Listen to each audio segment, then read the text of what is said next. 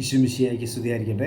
തെനാക്ക് ആണ്ടുവട്ടത്തിലെ 34-ാമത്തെ ആഴ്ചയിലെ തിങ്കളാഴ്ച.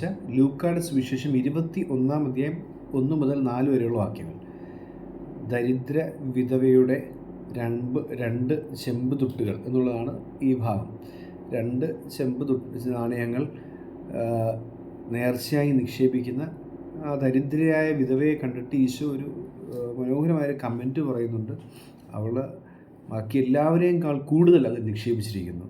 അവരെല്ലാം അവരുടെ സമൃദ്ധിയിൽ നിന്ന് നിക്ഷേപിച്ചപ്പോൾ ഇവളുടെ ദാരിദ്ര്യത്തിൽ നിന്ന് നിക്ഷേപിച്ചു, അവളുടെ ഉപജീവനത്തിലുള്ള വക മുഴുവൻ നിക്ഷേപിച്ചിരിക്കുന്നു എന്ന് പറഞ്ഞുകൊണ്ട് അങ്ങനെ അവളുടെ പങ്കുവെപ്പിനെ പ്രകീർത്തിക്കുന്ന, അതിനെ വാഴ്ത്തുന്ന ഈശോയാണ് നമുക്ക് കാണാൻ സാധിക്കുക.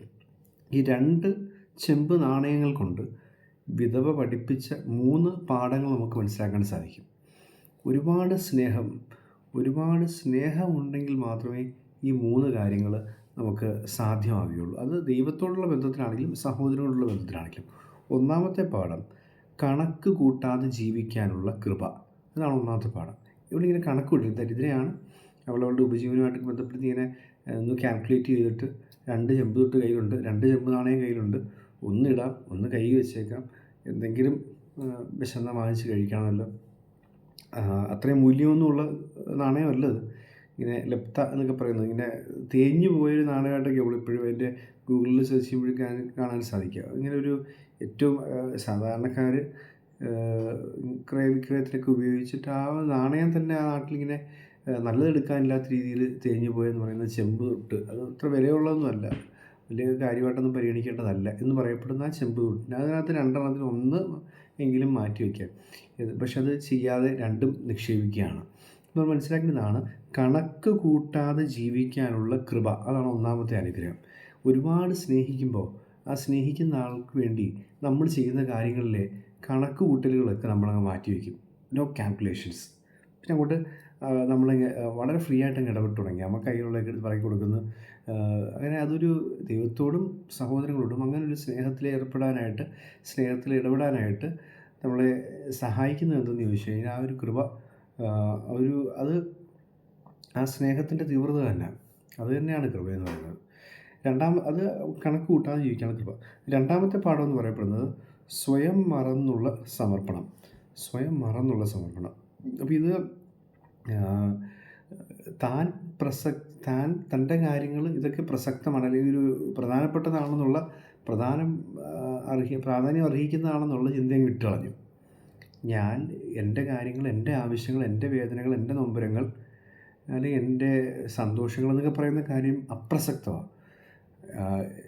എൻ്റെ മുമ്പിൽ നിൽക്കുന്ന ദൈവമാകട്ടെ, സഹോദരനാകട്ടെ, അവൻ്റെ സന്തോഷം, അവൻ്റെ ആവശ്യങ്ങൾ, അവൻ്റെ വേദന, അവൻ്റെ കഷ്ടപ്പാടുകൾ, അതൊക്കെയാണ് പിന്നെ പ്രധാനമാകേണ്ടത്. അപ്പോൾ സമർപ്പണം എന്ന് പറയുന്ന സംഭവത്തിൽ യഥാർത്ഥത്തിൽ ഒരാളില്ലാതായി, അയാളുടെ മുമ്പിൽ നിൽക്കുന്ന ദൈവത്തിന് അല്ലെങ്കിൽ സഹോദരങ്ങൾക്ക് വേണ്ടി അയാൾ ഇല്ലാതാകുന്നതിനാണ് സമർപ്പണം, സമ്പൂർണ്ണ സമർപ്പണം എന്ന് പറയപ്പെടുന്നത്.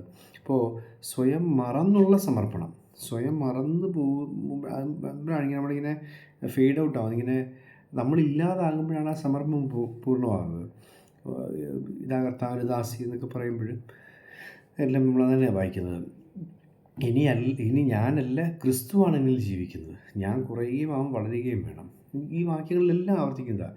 ഈ സമ്പൂർണ്ണ സമർപ്പണം എന്ന് പറയുന്നത് നമ്മളില്ലാതാകുന്നു, ക്രിസ്തുവിന് മഹത്വം ഉണ്ടാകുന്നു, അല്ലെങ്കിൽ എൻ്റെ സഹോദരങ്ങൾക്ക് നന്മയുണ്ടാകുന്നു. അപ്പോൾ സ്വയം മറന്നുള്ള സമർപ്പണം, അതാണ് 2-ാമത്തെ പാഠം. 1-ാമത്തെ പാഠം എന്ന് പറയുന്നത് കണക്ക് കൂട്ടാതെ ജീവിക്കാനുള്ള കൃപ. 2-ാമത്തെ പാഠം എന്ന് പറയുന്നത് സ്വയം മറന്നുള്ള സമർപ്പണം. 3-ാമത്തെ പാഠം എന്ന് പറയുന്നത് ദരിദ്രനായി ജീവിക്കാനുള്ള ധൈര്യം. ഇതാണ് 3-ാമത്തെ പാഠം, ദരിദ്രനായി ജീവിക്കാനുള്ള ധൈര്യം. ഇപ്പോൾ എൻ്റെ കയ്യിൽ നിന്നെല്ലാം പോയി, ഇനി എങ്ങനെ ജീവിക്കണം എന്നുള്ളതിന് ഒരെത്തും പിടിയും ഇല്ല എന്നതിലെ ആശങ്കകൾ മാറ്റി വെച്ചിട്ട് ധൈര്യസമേതം മുന്നോട്ട് പോകാൻ സാധിക്കുക. ഇങ്ങനെ എൻ്റെ കയ്യിലൊന്നുമില്ല, ദൈവം എന്നെ തുണയ്ക്കുന്നത് പോലുമില്ല, ഞാൻ എല്ലാം ദൈവത്തിന് കൊടുത്തിട്ടും എന്നൊക്കെയുള്ള പരാതികളില്ലാതെ, ഒരു പരിഭവവും ഇല്ലാതെ മുമ്പോട്ട് പോകാൻ സാധിക്കുക എന്ന് പറയുന്നത് ഒരു പ്രത്യേകതരം ധൈര്യമാണ്.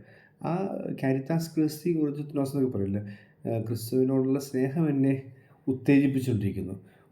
ഒരു ഉത്തേജനം വരുന്നേ ഉള്ളൂ, സ്നേഹം. ആ സ്നേഹം എന്ന ഉത്തേജനം സ്വീകരിച്ചിട്ട് മുമ്പോട്ട് പോകാൻ സാധിക്കുമോ എന്നുള്ളതാണ് ചോദ്യം.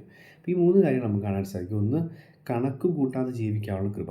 അത് ഇപ്പോൾ ഒരു ദാമ്പത്യത്തിലാണെങ്കിലും സൗഹൃദത്തിന് ഏത് തരം ബന്ധങ്ങളിൽ നമുക്ക് അപ്ലൈ ചെയ്യാവുന്നൊരു കാര്യമാണ്.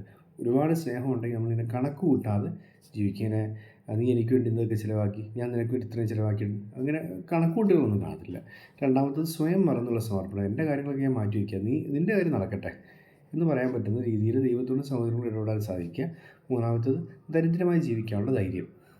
എനിക്ക് ഇതൊക്കെ ഇല്ലാതെ ആയിക്കഴിഞ്ഞാൽ എന്ത് എന്നൊരു ചോദ്യത്തെക്കുറിച്ച് ഞാൻ പേടിക്കുന്നതേ ഇല്ല.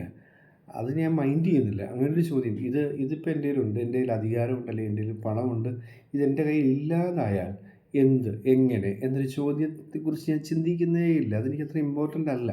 അത് ഞാൻ മൈൻഡ് ചെയ്യുന്നില്ല. ദരിദ്രമായി ജീവിക്കാനുള്ള ധൈര്യം. ഈ 3 കാര്യങ്ങളാണ്. ഈ 2 ചെമ്പ് നാണയങ്ങൾ കൊണ്ട് ദരിദ്രയായ ഒരു വിധവ 2 ചെമ്പ് നാണയങ്ങൾ കൊണ്ട് പഠിപ്പിച്ച 3 പാഠങ്ങൾ എന്തെന്ന് ചോദിച്ചാൽ ഇതാണ്: കണക്ക് കൂട്ടാതെ ജീവിക്കാനുള്ള കൃപ, സ്വയം മറന്നുള്ള സമർപ്പണം, ദാരിദ്ര്യത്തിൽ ജീവിക്കാനുള്ള ധൈര്യം.